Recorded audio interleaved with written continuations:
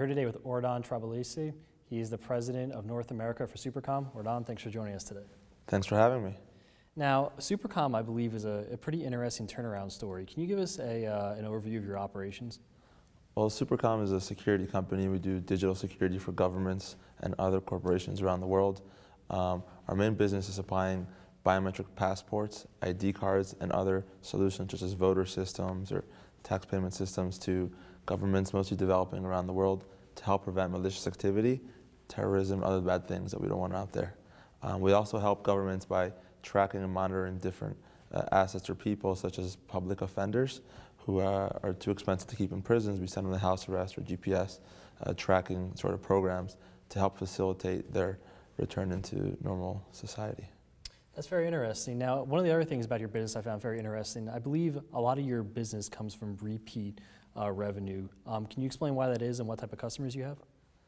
Yes, you're right. That is something we like about the market. The general EID or e-government market, you're serving government customers, and it's a long process to bring on a new customer, maybe 1 to 3 years. But on the flip side of that, you have a very sticky, sort of long-term contract base of revenues. Once you do bring on a new customer, you're usually with them between 5 to 25 years. You have a very sort of foreseeable future into the revenues and what is coming about. One of our customers has been with us for 20 years, many others over 10 years. And that gives us sort of a comfort level to build difficult or more complex strategic business plans, knowing how the revenues are going to come in the future. That's great. It provides a really good base of stability there. Yeah. So to change gears here a little bit, now I think a lot of people understand the Internet of Things, so to speak, is a really big opportunity. Can you give us some idea of how big this market opportunity is, and how does your company fit into this ecosystem?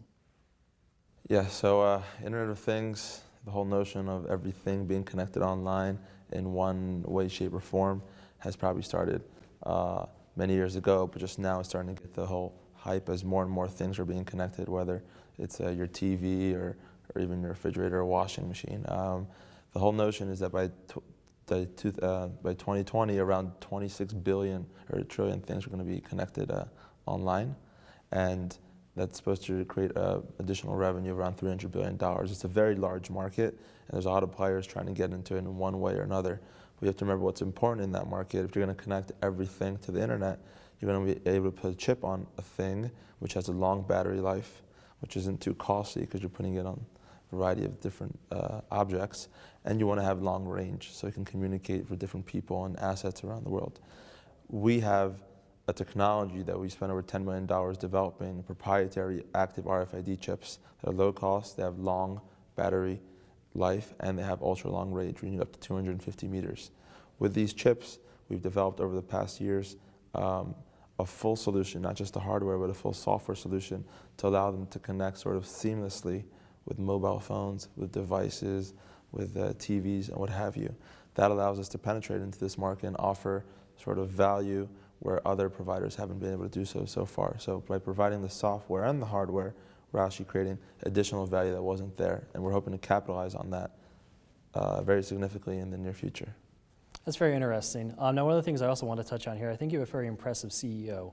Could you please go into his background and just give us an idea of why he's well positioned to be able to manage this company? Yes. So Arya Trabalisi, our CEO, has extensive experience in internet technology. He was an engineer at his start off and then grew as more of a businessman. He has experience doing turnarounds for different companies, including bolting on some competitors and then taking them public or exiting them in one strategy or another. In this company, specifically SuperCom, when we came in, I mean, the company's been around for 25 years, but he came in and brought his management team around 2010. At that time, the company was suffering. It was losing around minus 40% operating margins.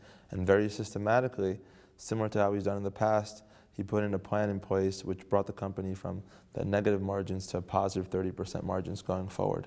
After we brought the company back to stability, we're able to continue, bring it back to national capital market, acquire some competitors, just like we did at December 2013, OTI, Smart ID division, which was our main competitor, and now we're just focusing on significant and rapid growth according to our original plan. That's very interesting. Now, you've given us a lot to think about today, but if you could, in about 60 seconds, can you kind of just try to wrap this all up? What's the value prop? What should investors take away from this? Yeah, so SuperCom over the past 4 years has seen a lot of change, like I said, from losing to being profitable.